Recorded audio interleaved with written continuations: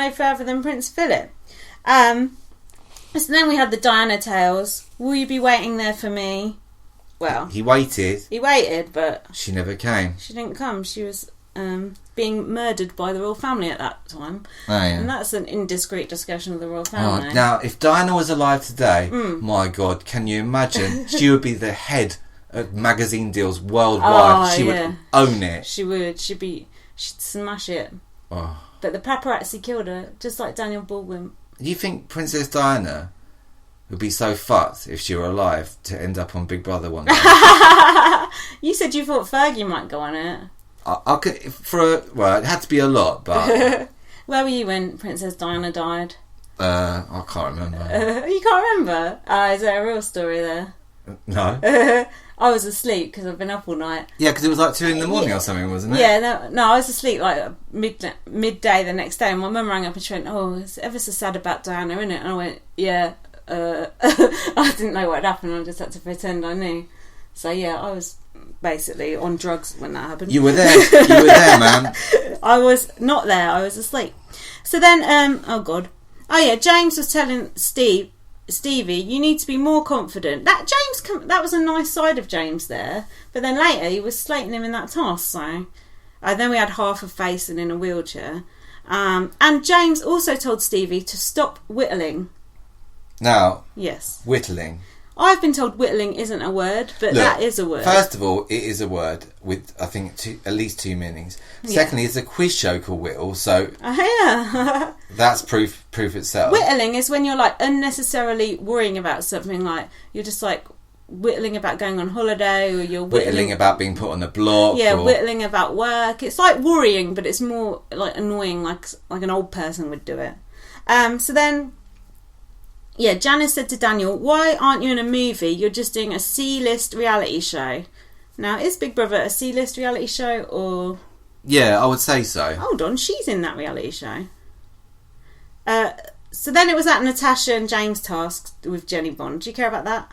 About the task? I thought the spy cam was quite good with the potato peeling. That was quite a good cover for it. Why would you actually peel those potatoes? I thought watching that. The feeds. I know. I didn't get that either. Fuck those potatoes.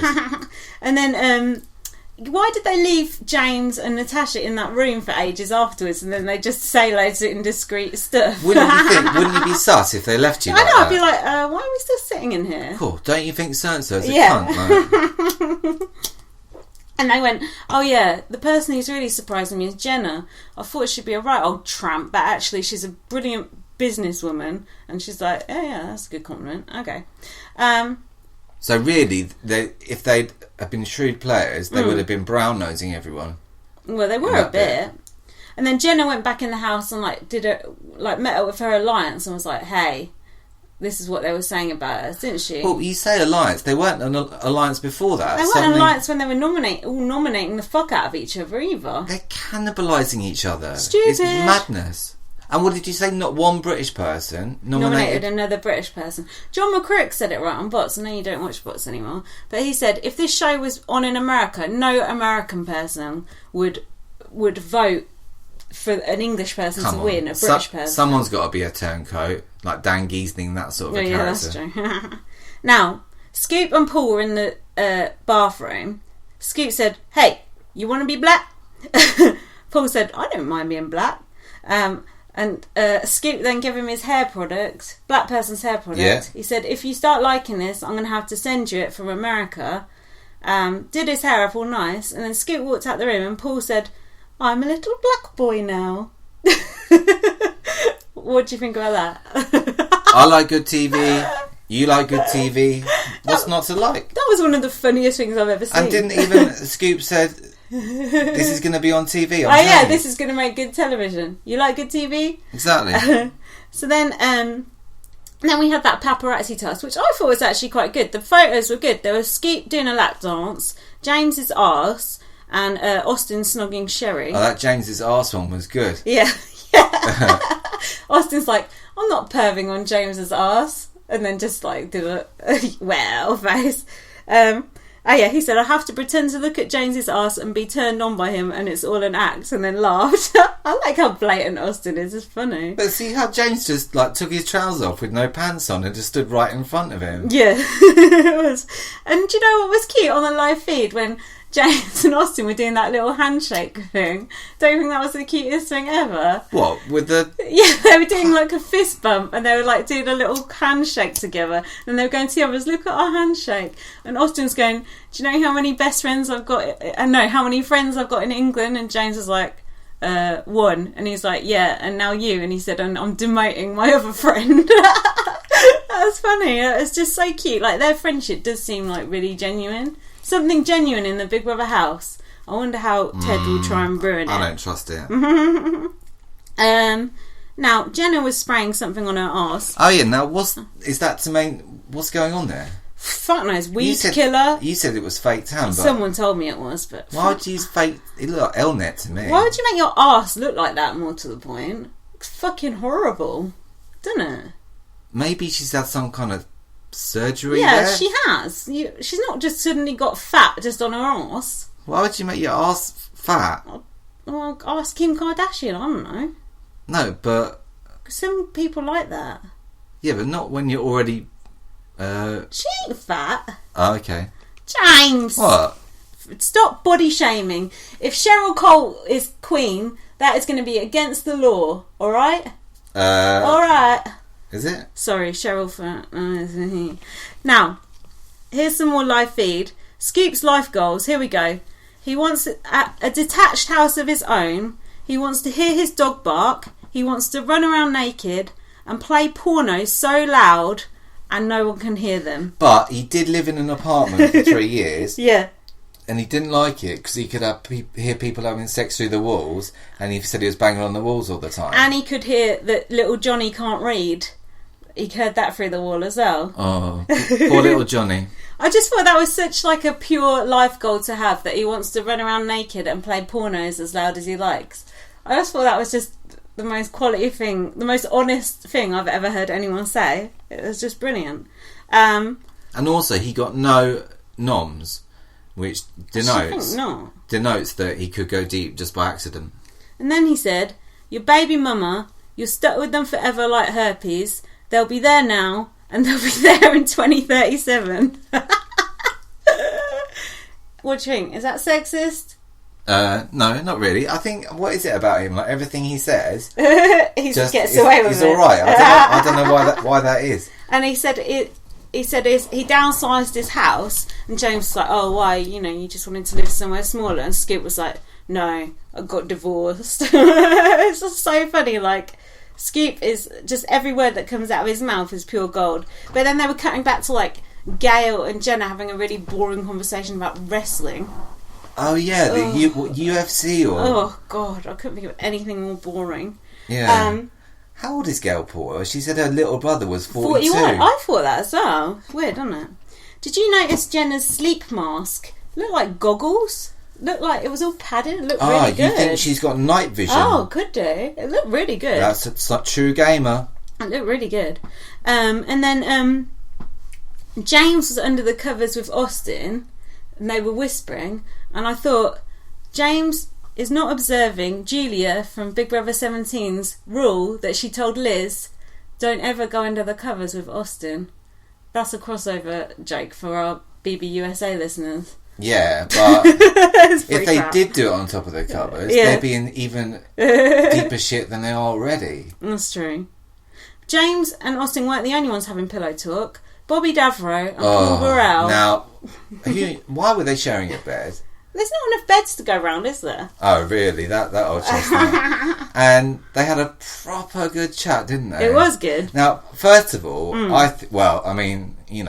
it seems to me that Bobby Davro kept mentioning Jim Davidson and saying, oh, when he went in he had 20,000 Twitter followers, when he came out he had 150, and I got the impression that Jim had actually told him to go in, like he'd been mentoring him. Jim Davidson pillow talk, that is wrong. That is wrong. But Paul loved it, obviously. And Bobby Devereaux was saying about his ego, like how he used to have a really big ego and he would never have done Big Brother, but now he's older, he doesn't care what people think. Plus, the money helps. And in the 80s, he was the king of Saturday Night TV, apparently. I don't remember that. And he said it's like theatre. He's like, whether you go out first week or you win, you still get the money, but he wanted to win. It's not like he just wants Paul to go. Burrell was saying that you get the money come what may. Mm-hmm. But Devereaux was like, yeah, but you want to win, right? Yeah, that's true. But Burrell was saying something interesting as well. Oh, he was. What was about it? About the jungle, was it? Or like about, I don't know, what he could do next or something. It was a very intimate conversation. That's what I liked about seeing the live feed. I like seeing them having those conversations once the lights are off. It's like, that just reminds me of like old school Big Brother. I know. Oh, live feed.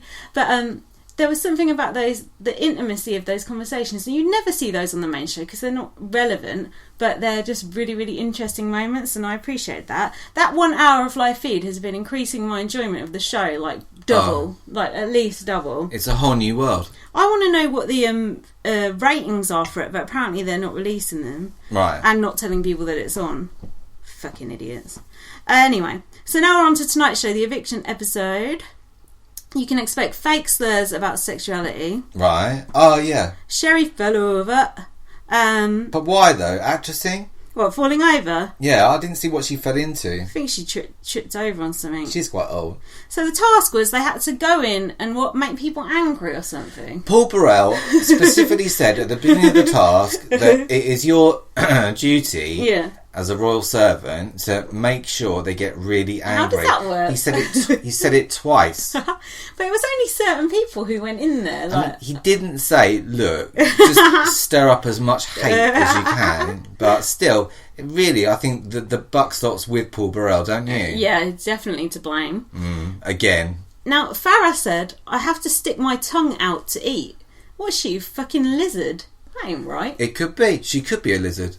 Janice Dickinson eats like a fucking animal as well. She eats with her mouth open.